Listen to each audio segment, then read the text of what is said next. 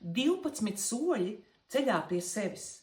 Dāmām, sievietēm, meitenēm, kuras par to piedomā ik uz soļa, kuras to atliek reizi no reizes, kuras cieš no savas nevajadzības, nespējas, niecības un sevis žēlošanas. Vai grib būt labākas nekā ir patiesībā, vai arī domā, ka ir tik labas, bet citi to nenovērtē. 12 soļi, lai sāktu notikt tā, kā tu vēlies. 12 pašatklāsmes, kas atklāja tavu autentisko dabu.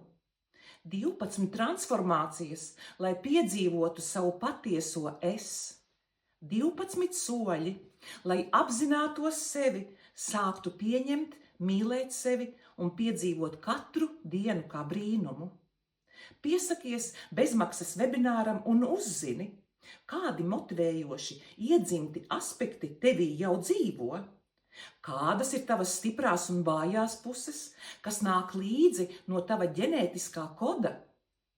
Kādiem ģenētiskiem iekodētiem faktoriem pievērst uzmanību, lai izvairītos no negatīvām pieredzēm, kas saistītas ar senču mantojumu?